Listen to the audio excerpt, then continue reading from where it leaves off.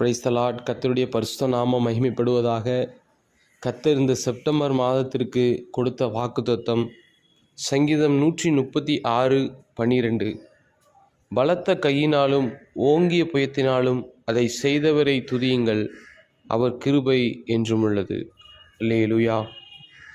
கர்த்தர் இந்த மாதத்திலே நமக்கு தம்முடைய பலத்த கரத்தின் கிரியைகளை, ஓங்கிய புயத்தின் வல்லமையை அவர் நமக்கு வெளிப்படுத்த வல்லமையுள்ளவராயிருக்கிறார். அதை நாம் சில நிமிடங்கள் நாம் தியானித்து தேவனை அறிந்து கொள்ள கர்த்தர் உதவி செய்வாராக. சங்கீதம் 136 10வது வசனத்தையும் 11வது வசனத்தையும் பார்க்குறோம். எகிப்தியருடைய தலைச்சங்களை சங்கரித்தறித்துவீங்கள், அவர் கிருபை என்றும் உள்ளது. அவர்கள் நடுவிலிருந்து இஸ்ரவேலை புறப்பட பண்ணினவரை துதியுங்கள், அவர் கிருபை என்றும் உள்ளது. அடிமைத்தனத்தில் இருந்தவங்களை ஆண்டவர் வெளியே கொண்டு வந்தார். அதுதான் ஒரு பெரிய ஆசீர்வாதம். அல்லேலூயா. ஏன்னா எகிப்து அப்படின்னு சொன்னாலே, அந்த எகிப்து இங்கே தேசத்துக்கு பைபிளில் எங்கே பார்த்தாலும் என்ன வார்த்தை சொல்லப்பட்டிருக்கு தெரியுமா? எகிப்து அப்படின்னு சொன்னாலே அடிமைத்தன வீடு. ஒரே ஒரு வசனத்தை நீங்கள் வாசிங்க, யோசுவா 24:17. அதில் எகிப்தை குறித்து என்ன சொல்லி பாருங்க. ஆண்டு சொல்றாரு, உன் அடிமைத்தன வீடாக எகிப்திலிருந்து புறப்பட பண்ணினவரை நினைச்சு பாருங்க அப்படின்னு சொல்றாரு. நம்மையும் நம்முடைய பிதாக்களையும் அடிமைத்தன வீடாகிய எகிப்து தேசத்திலிருந்து புறப்பட பண்ணி, நம்மையும் நம்முடைய பிதாக்களையும் அடிமைத்தன வீடாகிய எகிப்து தேசத்திலிருந்து ஆண்டவர் என்ன செய்கிறாரு?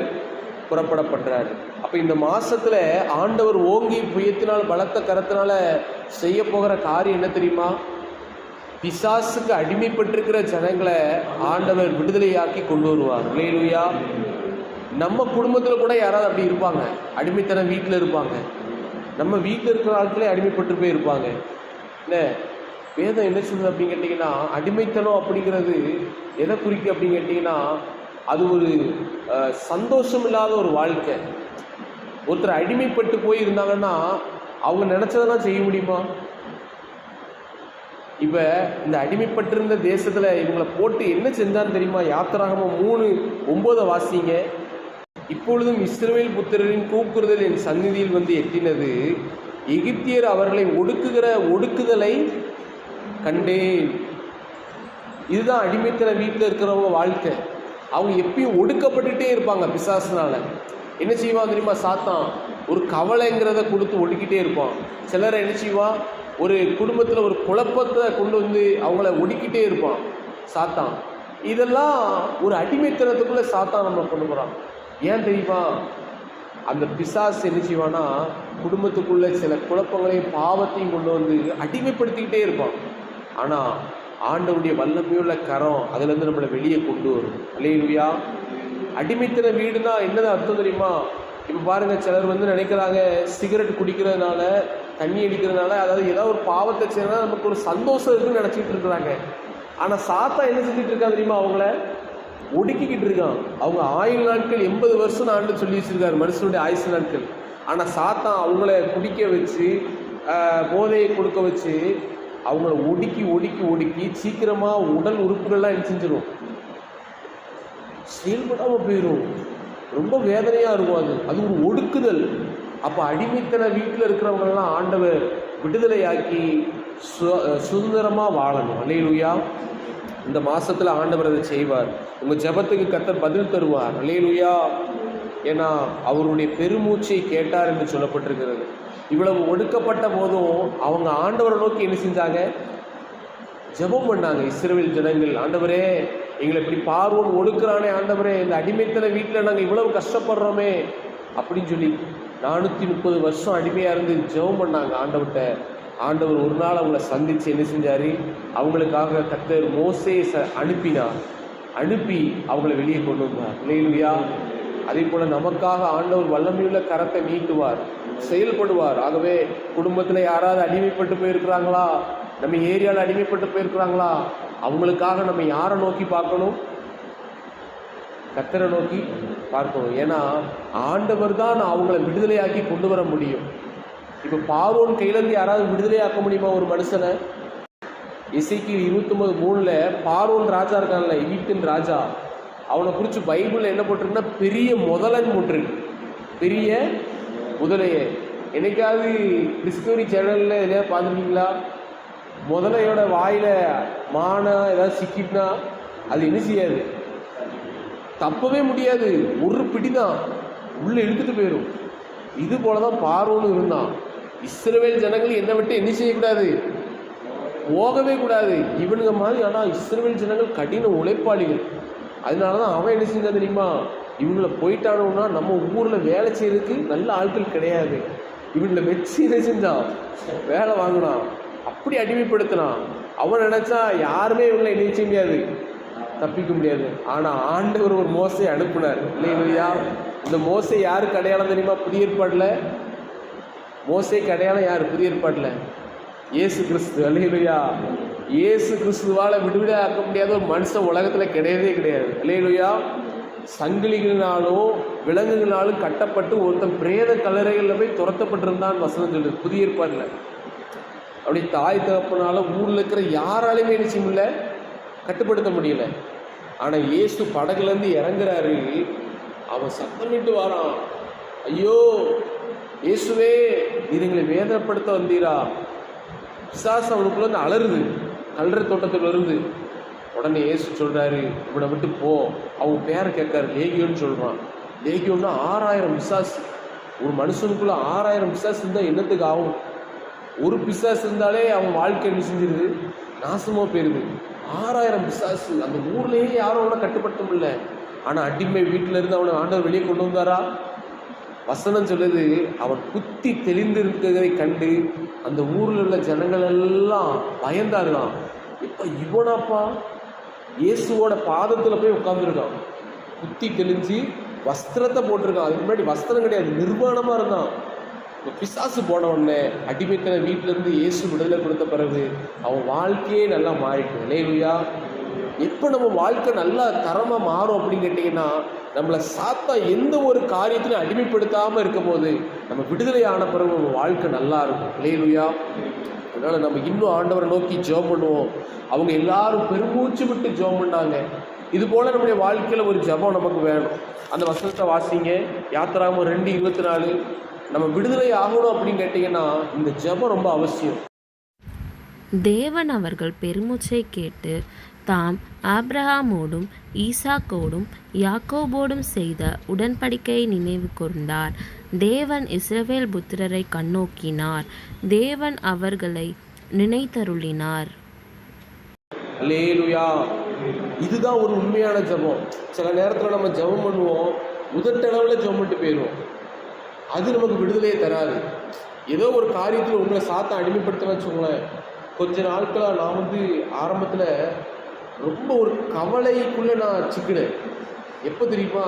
இந்த ஆலயத்தை கட்டுறதுக்கு ஆண்டவர் இடம் கொடுத்த பிறகு ஒரு வருஷமாக 1.5 வருஷமாக ஒன்றுமே செய்ய முடியல என்னால். ஒரு சின்ன செட்டு போடணும்னு ஆசைப்பட்றேன், ஆனால் ஒரு காரியம் எனக்கு வாய்க்கலை. அப்போ ரொம்ப ஒரு கவலை. ஆண்டவரே என்னப்பா ஒன்றுமே எனக்கு நடக்க மாட்டேங்க அப்படின்னு சொல்லி ரொம்ப கவலைப்பட்டு ரொம்ப நாள் எங்கள் அப்பாட்டெல்லாம் நான் சொல்லுவேன், ஆண்டவர் எனக்கு ஒன்றுமே செய்ய முடியலப்பா ஆண்டவர். ஆனால் அப்பா அப்பப்போ விளக்கு பிடப்படுத்துனாங்க, அவங்க சாட்சிதான்னு சொல்லி இடைவிடாமல் ஜோமுன்னு ஆண்டவனை செய்வார் கர்த்தர் எப்படியாவது செய்வார்னு சொல்லி விசுவாசத்தை எனக்கு எழுதிட்டாங்க. அந்த வார்த்தையின் மூலமாக கொடுத்தாங்க. அதுக்கப்புறம் ஒரு விசுவாசம் வந்துச்சு.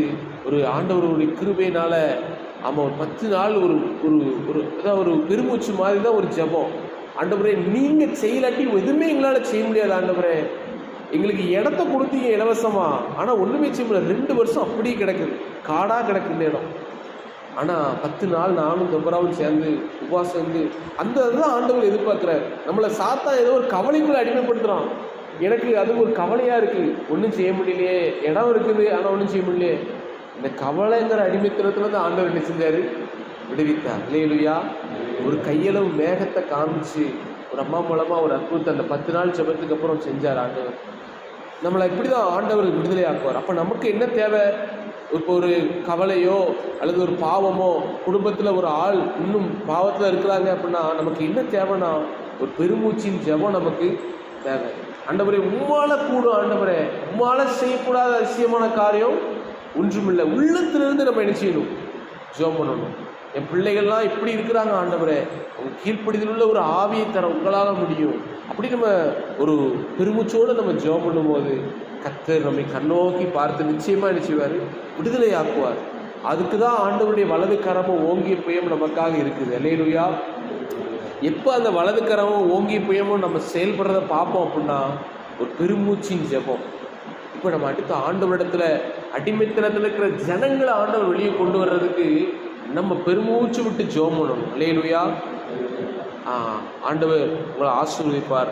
அடிமைத்தனம் வீடாக எகிப்திலிருந்து ஒருவேளை நம்மளையோ நம்முடைய குடும்பத்திலேயோ யாராவது அடிமைப்பட்டு போயிருந்தாங்கன்னா விடுதலை ஆக்குவார். நம்ம எல்லையில் இருக்கிறவங்களையும் அடிமைத்தன வீட்டிலேருந்து வெளியே கொண்டு வர. அதுக்கு தான் அவருடைய ஓங்கிய புயமும் பலத்த கரமும் செயல்பட போகுது. அல்லேலூயா. இன்னும் எகிப்து அப்படின்னு சொன்னால் 3 காரியம் இருக்குது. அந்த வசனத்தை மட்டும் நான் உங்களுக்கு சொல்கிறேன். எகிப்து அப்படின்னா அடிமைத்தன வீடுன்னு சொன்னேன். 2வது எகிப்துன்னு சொன்னால் நிந்தை. யோசுவா 5:9 வசனத்தை மட்டும் எழுதிக்கோங்க. எகிப்தின் நிந்தையை உங்கள் மேல் இராதபடி புரட்டி போட்டேன்னு சொல்கிறார். எகிப்தினாலே என்னது? நிந்தை. எத்தனையோ பேர் நம்மளை இது வரைக்கும் நிந்திச்சிருக்கலாம். ஆனால் ஆண்டுடைய வலதுக்கரை நமக்காக உயர்த்தப்படும் போது, நம்ம ஜெபம் பண்ணும் போது கர்த்தருடைய வலதுக்கரை நமக்காக உயர்ந்தரணும். அப்போ ஆண்டவர் என்ன செய்வார் தெரியுமா? நிந்தையை கழிப்பாக என்ன செய்வார்? மாற்றுவார். அல்லேலூயா. நிந்திக்கப்பட்டிருந்தாங்க ஜனங்கள். ஏன் தெரியுமா? இவங்களெல்லாம் ஒரு எதனால நாங்கள் இப்படி போனோம் தெரியலையே. யோசேப்பின் காலத்தில் வந்தவங்க 70 பேர் வந்தாங்க. இப்போ 6 லட்சம் புருஷர்களாக மாறிட்டாங்க. 430 வருஷத்தில் எத்தனை பேர் மாறிட்டாங்க? 70 பேராக போனவங்க 6 லட்சம் புருஷர்கள், ஆண்கள் மட்டும். இவ்வளோ பேர் பெருந்த பிறகு யோசிக்கிறாங்க, நம்ம ஏன் இப்படி இந்த நாட்டில் கஷ்டப்படணும்? என்ன யோசிச்சு பாருங்க. சொந்த தேசத்தை விட்டுட்டு யோசேப்பு காலத்தில் வந்தாங்க. யோசேப்பு மரித்த பிறகு ஒரு புது ராஜா வந்தான். அவன் தான் பார்வோன். அவன் தான் இவங்களை அதுக்கப்புறமா அடிமைப்படுத்த ஆரம்பிச்சிட்டான். இப்போ இவங்களை போட்டு வேலை வாங்கி வாங்கி ஒவ்வொரு நாளும் நம்முடைய வாழ்க்கை என்ன இருக்குது? கண்ணீர் இருக்குது, நிந்தை இருக்குது. இதெல்லாம் ஆண்டவர் மாற்றி போட்டார். அல்லேலூயா. ஜெபிக்கிற பிள்ளைகளுக்கு நிந்தையை மாற்றி போடுவார். அந்நாளில் நிந்தையை மாற்றினார். அவளுக்கு பிள்ளை இல்லைங்கிற ஒரு நிந்தை இருந்துச்சு. அதை எல்லாரும் சொல்லி சொல்லி, முக்கியமாக அவள் வெண்டிட்டால் சொல்லி சொல்லி வேதனைப்படுத்தினான். ஆண்டவர் அதை மாற்றுறாரு. அதனால் உங்கள் நிந்தையும் ஆண்டவர் மாற்றுவார். 3வது எகிப்துன்னு சொன்னால் வியாதி. உபாகமம் 28:60 பார்த்தீங்கன்னா, நீ கண்டு பயந்த எகிப்தின் வியாதிகள் அப்படின்னு சொல்கிறாரு. அப்போ எகிப்தில் வியாதிகள் வந்துச்சு, 10 வாதைகள். என்ன அந்த வியாதிகள்லாம் உனக்கு வரப்பண்ணேன்னு சொல்லியிருக்கிறார். அல்லேலூயா. நம்ம ஆண்டவரை ஆவியோடு உண்மையோடு ஆராதிக்கும் போது, டெய்லி நீங்கள் ஆண்டவரை ஆராதித்து துதிக்கும் போது வியாதி உங்களிலேருந்து நிச்சயமே விளக்குவேன்னு சொல்லியிருக்கிறார். அல்லேலூயா. என்னென்னமோ வியாதி வருது மனுஷனுக்கு. ஆனால் நம்ம சுக வாழ விரும்புகிறவர் யார் தெரியுமா? நம்முடைய ஆண்டவர். அல்லேலூயா. உன் சுக வாழ்வு சீக்கிரத்தில் நம்ம சுகமாக இருக்கணுங்கிறதுல ஒரே ஒரு ஆள் தான் ரொம்ப அக்கறையாக இருப்பார். டாக்டர்கிட்ட போனால் என்னஞ்சுமா செய்வார்? இவனுக்கு இன்னும் கொஞ்ச நாள் கழிச்சு சரியாட்டும், அது வரைக்கும் ஒரு மாத்திரை கொடுப்போம், அப்போ தான் நம்மகிட்ட திரும்பி என்ன செய்வோம். இதுதான் டாக்டருடைய அவங்களும் குழப்பம் நடத்தல. இல்லை உங்களுக்கு ஒரு சின்ன ஆப்ரேஷன் பண்ணணும் அப்படின்னு சொல்லிட்டு ஒரு 20,000 ரூபா அப்படின்னு சொல்லுவார். கடைசி பில்லு படும்போது எத்தனை வரும்? 50,000 ரூபா செஞ்சிடும். அப்படி தான் சொல்லுவாங்க. ஒரு சின்ன ஆப்ரேஷன் சொல்லுவாங்க, ஒரு ஸ்கேன் எடுங்க அதுன்னு.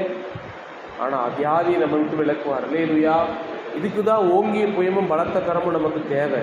நம்ம ஜெபம் பண்ணி நல்ல ஆண்டவரை குறித்து ஆராதிக்கும் போது நம்முடைய குடும்பத்தில் வியாதியை நீக்கி போடுவார். அடுத்து சிறுமை. எகிப்து அப்படின்னா சிறுமை, சிறுமைப்படுத்தப்பட்ட ஒரு நிலைமை. தாவீது சொல்கிறான் சங்கீதம் 40 கடைசியில், நான் சிறுமையும் எளிமையுமானவன், கர்த்தரோ என் மேல். நம்மளை நினைக்கிறதுக்குன்னு ஒரு ஆண்டவர் இருக்கிறார். அல்லேலூயா. நீங்கள் நினைக்கலாம் ஆண்டவர் பணக்காரங்களும் தான் உதவி செய்வதற்கு. அப்படி கிடையாது. சிறுமையும் எளிமையுமானவங்க மேலே தான் கர்த்தர் அதிகமாக நினைச்சுவார், நினைவாயிருப்பார். ஆனால் நம்ம ஆண்டவரையே நினச்சிக்கிட்டு இருக்கணும். என்ன எனக்கு ஒத்தாசை ஒரு பர்வதங்கள் என்னது தான்? அவர் தான் சொல்லி அவரையே நம்ம நோக்கி பார்த்துட்டு இருக்கணும். சிறுமைப்படுத்தப்பட்டவங்க நிறைய நேரத்தில் என்ன செய்கிறாங்க தெரியுமா? அவங்க என்ன செஞ்சிடுறாங்க அப்படி கேட்டால், அவர் எனக்கு ஏதாவது செய்வார், அவர் நல்லா பணக்காரராக இருக்கார். அப்படி இல்லை. சிறுமைப்பட்டவங்களுக்கு உதவி செய்யறதுக்கு தான் ஆண்டவர் எப்பயுமே என்ன செய்கிறாரு? ஆயத்தமாக இருக்கிறார். அல்லேலூயா. அந்த சங்கீதம் 40 கடைசி வாசிங்க. இதுதான் என்னுடைய வாழ்க்கை, உங்களுடைய வாழ்க்கையும். நம்ம சிறுமையும் எளிமையுமானவங்க தான். நம்ம இடத்துல பெரிய பணம் கிடையாது, ஆஸ்திகள் கிடையாது, ஆனால் கர்த்தர் நம்ம நினைப்பார், ஆசீர்வதிப்பார். நம்ம அப்பயும் அவரையே நினச்சிட்டு இருக்கணும். அல்லேலூயா.